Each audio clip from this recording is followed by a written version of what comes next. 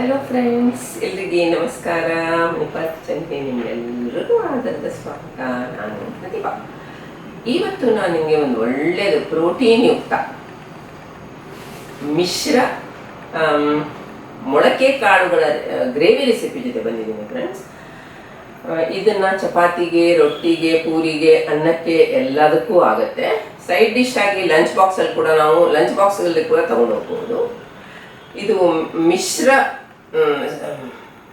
ಮೊಳಕೆ ಕಾಳಾಗಿದ್ದರಿಂದ ನಿಮಗೆ ಎಲ್ಲ ಮೊಳಕೆ ಕಾಳುಗಳಲ್ಲಿ ಇರುವಂತಹ ಪ್ರೋಟೀನು, ವೈಟಮಿನು ಎಲ್ಲ ನಿಮಗೆ ಸಿಗುತ್ತೆ. ಒಂದೇ ರೆಸಿಪಿನಲ್ಲಿ ಅಷ್ಟೊಂದು ಪ್ರೋಟೀನ್ ಸಿಗುತ್ತಲ್ವ, ಅದರಿಂದ ನಾನಿದು ಪ್ರೋಟೀನ್ ಯುಕ್ತ ಮಿಶ್ರ ಇದು ಏನದು ಕಾಳಿನ ಗ್ರೇವಿ ಅಂತ ಹೆಸರು ಕೊಟ್ಟಿದ್ದೀನಿ.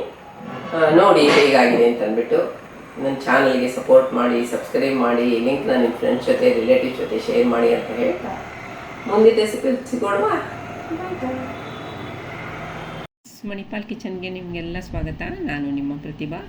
ಇವತ್ತಿನ ಎಪಿಸೋಡ್ನಲ್ಲಿ ಮಿಕ್ಸ್ಡ್ ಮೊಳಕೆ ಕಾಳಿನ ಒಂದು ಗ್ರೇವಿ ರೆಸಿಪಿ ಜೊತೆ ಬಂದಿದ್ದೀನಿ. ಇದರಲ್ಲಿ ಹೆಸರು ಕಾಳು, ಕಪ್ಪು ಮತ್ತು ಹಸಿರು ಕಡಲೆ, ತೊಗರಿ ಮತ್ತು ಇದು ಹುರುಳಿ ಇದೆ.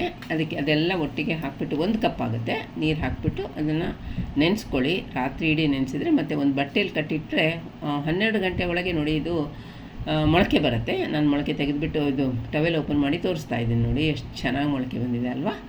ತುಂಬಾ ಚೆನ್ನಾಗಿ ಬರುತ್ತೆ ಮೊಳಕೆ. ಅದನ್ನು ಒಂದು ಸತಿ ತೊಳೆದ್ಬಿಟ್ಟು ನಾವು ಇವಾಗ ಬೇಯಿಸಬೇಕಾಗತ್ತೆ. 2 ಟೇಬಲ್ ಸ್ಪೂನು ಕಡಲೆ ಎಣ್ಣೆ ಹಾಕಿದ್ದೀನಿ. ಕುಕ್ಕರ್ನಲ್ಲಿ ಮಾಡ್ತಾಯಿದ್ದೀನಿ. ಅದು ಬಿಸಿ ಆದಮೇಲೆ ಸ್ವಲ್ಪ ಕರಿಬೇವಿನ ಸೊಪ್ಪು ಹಾಕ್ಕೊಳ್ಳಿ ಅದಕ್ಕೆ. ಹಾಗೆ 2 ಟೇಬಲ್ ಸ್ಪೂನು ಕಟ್ ಮಾಡಿದಂಥ ಈರುಳ್ಳಿ ಹಾಕ್ಕೊಳ್ಳಿ. ಅದನ್ನು ಚೆನ್ನಾಗಿ ಕೈ ಆಡಿಸ್ಕೊಳ್ಳಿ. ಚೆನ್ನಾಗಿ ಹುರಿದು ಬರಬೇಕದು. ಈಗ ಅದಕ್ಕೆ ಕಟ್ ಮಾಡಿದಂತಹ ಬದನೆಕಾಯಿ ಒಂದು ಕಪ್ಪಷ್ಟಿದೆ, ಅದನ್ನು ಹಾಕ್ಕೊಳ್ಳಿ. ಮತ್ತು ಆಲೂಗಡ್ಡೆ ಒಂದು ಸಣ್ಣದು, ಅದನ್ನು ಸಿಪ್ಪೆ ತೆಗೆದು ಇಟ್ಟಿದ್ದೆ ನೀರಿನಲ್ಲಿ, ಅದನ್ನು ಹಾಕಿದ್ದೀನಿ. ಚೆನ್ನಾಗಿ ಎರಡನ್ನ ಇದರಲ್ಲಿ ಎಣ್ಣೆಯಲ್ಲಿ ಕೈ ಆಡಿಸ್ಕೊಳ್ಳಿ. ಹಾಗೆ ಅದಕ್ಕೆ ನಮ್ಮದು ಇದಿದೆಯಲ್ಲ, ನಾವು ಇವಾಗಲೇ ತೋರಿಸಿದ್ನಲ್ಲ ನಿಮಗೆ, ಮೊಳಕೆ ಬಂದಿರೋ ಮೊಳಕೆ ಕಾಳು 1 ಕಪ್ಪಷ್ಟು, ಅದನ್ನು ಹಾಕ್ಕೊಂಡು ಅದನ್ನು ಎಣ್ಣೆಯಲ್ಲಿ ಹಾಗೆಯೇ ಸೊಟೆ ಮಾಡ್ಕೊಳ್ಳಿ. ರುಚಿಗೆ ತಕ್ಕಷ್ಟು ಉಪ್ಪು ಹಾಕ್ಕೊಳ್ಳಿ. ಮತ್ತು ಸಣ್ಣ ಲೋ ಫ್ಲೇಮಲ್ಲಿ ಇಟ್ಬಿಟ್ಟು ಬಿಡಬೇಕು. ಈಗ ಅದಕ್ಕೆ ಅರ್ಧ ಟೀ ಸ್ಪೂನು ಅಚ್ಕಾರದ ಪುಡಿ ಹಾಕ್ಬಿಟ್ಟು ಚೆನ್ನಾಗಿ ಕಂಬೈನ್ ಮಾಡಿ, ಅದು ಅಲ್ಲೇ ಇರಲಿ. ಈಗ ಅದನ್ನು ಅಲ್ಲೇ ಸಣ್ಣ ಉರಿಲಿ ಬೇಯೋ ಹಾಗೆ ಮಾಡೋಣ. ಸ್ವಲ್ಪ ಬಾಡತ್ತಲ್ವ. ಈಗ ಅದಕ್ಕೊಂದು ಮಸಾಲೆ ತಯಾರು ಮಾಡೋಣ. 1 ಟೀ ಸ್ಪೂನ್ ಎಣ್ಣೆ ಹಾಕಿದರೆ ಸಾಕು, ಯಾವುದಾದ್ರೂ ಆಗುತ್ತೆ. ಬಿಸಿ ಆದಮೇಲೆ ಅದಕ್ಕೆ 2 ರಿಂದ 3 ಅಥವಾ 4 ಬೆಳ್ಳುಳ್ಳಿದು ಎಸಳು ಹಾಕ್ಕೊಳ್ಳಿ. ಅದನ್ನು ಚೆನ್ನಾಗಿ ಒಂದು ಸತಿ ಅದಕ್ಕೆ ಎಣ್ಣೆ ಕೋಟ್ ಆಗೋ ತನಕ ಹುರ್ಕೊಳ್ಳಿ. ಈಗ ಅದಕ್ಕೆ 5 ರಿಂದ 6 ಕೇರಳ ನೀರುಳ್ಳಿ ಸಿಗುತ್ತಲ್ಲ, ಸಣ್ಣದು, ಅದು ಹಾಕ್ಕೊಳ್ಳಿ. ಒಳ್ಳೆ ರುಚಿ ಕೊಡುತ್ತೆ. 2 ಹಸಿಮೆಣಸಿನ್ಕಾಯಿ ಹಾಕಿದ್ದೀನಿ, ಸ್ವಲ್ಪ ಮೈಲ್ಡ್ ಆಗಿದೆ ಇದು ಅದು. ಹಾಗೆ 2 ರಿಂದ 3 ಲವಂಗ, ಅರ್ಧ ಇಂಚು ಚಕ್ಕೆ ಪೀಸು, ಮತ್ತು ಇದು ಕರಿ ಮೆಣಸಿರುತ್ತಲ್ಲ, ಅದು ಒಂದು 6 ರಿಂದ 8, ಅದು ನಮ್ಮ ಮನೆಯದು. ನೀವು ಹೊರಗಿಂದ ತಂದೆ ಒಂದು 10-15 ಹಾಕಬೇಕಾಗತ್ತೆ. ಹಾಗೆ 2 ಟೀ ಸ್ಪೂನು ಕೊತ್ತಂಬರಿ ಬೀಜ, ಒಂದು ಅರ್ಧದಿಂದ 3/4 ಟೀ ಸ್ಪೂನು ಜೀರಿಗೆ, 1 ಟೀ ಸ್ಪೂನು ಸೋಂಪು ಕಾಳು ಹಾಕಿಬಿಟ್ಟು ಅದನ್ನು ಚೆನ್ನಾಗಿ ಒಗ್ಗರಣೆಯಲ್ಲಿ ಅಂದರೆ ಎಣ್ಣೆಯಲ್ಲಿ ಚೆನ್ನಾಗಿ ಹುರ್ಕೊಳ್ಳಿ. ಈಗ ಅದಕ್ಕೆ ಕಸಕಸೆ 1 ಟೀ ಸ್ಪೂನ್ ಹಾಕಿ, ಇದೆಲ್ಲ ಒಟ್ಟಿಗೆ ಅದರದ್ದು ಎಲ್ಲ ಹಸಿ ವಾಸನೆ ಹೋಗಿ ಪರಿಮಳಯುಕ್ತ ಆಗೋ ತನಕ ಹುರಿದ ಮೇಲೆ ಒಂದೇ ಒಂದು ಟೊಮೆಟೊ ಕಟ್ ಮಾಡೋದು ಹಾಕ್ಕೊಳ್ಳಿ ಅದಕ್ಕೆ. ಇದು ಟೊಮೆಟೊ ಇವಾಗ ಮಷಿ ಆಗಬೇಕು, ಅಷ್ಟೊತ್ತು ತನಕ ಅದನ್ನು ಹುರ್ಕೊಳ್ಳಿ. ಈಗ ನೋಡಿ ಆಗ್ತಾ ಬಂತು. ಅದಕ್ಕೆ ತಣ್ಣಗಾದ್ಮೇಲೆ ಅದನ್ನು ಬ್ಲೆಂಡರ್ ಬೋರ್ಡ್ಗೆ ಹಾಕ್ಕೊಳ್ಳಿ. ಹಾಗೆ ಅದಕ್ಕೆ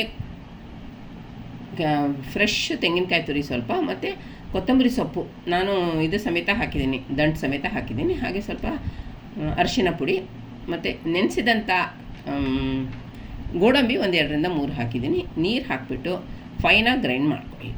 ಫೈನಾಗಿ ರುಬ್ಕೊಳ್ಳಿ. ಈಗ ನಾವು ಇಟ್ಟಿದ್ವಲ್ಲ ಗ್ಯಾಸ್ ಮೇಲೆ, ಒಂದು ಮಿಕ್ಸ್ ಕೊಡೋಣ. ಚೆನ್ನಾಗಿ ಬಾಡ್ದಾಗೆ ಆಗಿದೆ. ಈಗ ಅದಕ್ಕೆ ಮಸಾಲೆ ನಾವು ರುಬ್ಬಿದ್ದು ಹಾಕ್ಕೊಳ್ಳಿ. ಪರಿಮಳ ಬರ್ತಾಯಿದೆ ಎಲ್ಲ ಹಾಕಿದ್ದೀವಲ್ಲ, ಅದಕ್ಕೆ ಕೊತ್ತಂಬರಿ, ಜೀರಿಗೆ, ಸೋಂಪು ಕಾಳು, ಬೆಳ್ಳುಳ್ಳಿ ಎಲ್ಲ. ಈಗ ಅದಕ್ಕೆ ಬ್ಲೆಂಡರ್ ತೊಳೆದಿದ್ದು ನೀರನ್ನು ಹಾಕ್ಕೊಳ್ಳಿ. ನಿಮ್ಗೆ ಬೇಕಾದರೆ ಇನ್ನೂ ಸ್ವಲ್ಪ ಹಾಕ್ಕೋಬೋದು. ನಾನು ಅಷ್ಟೇ ಸಾಕು ಅಂತ ಹಾಕಿದ್ದೀನಿ.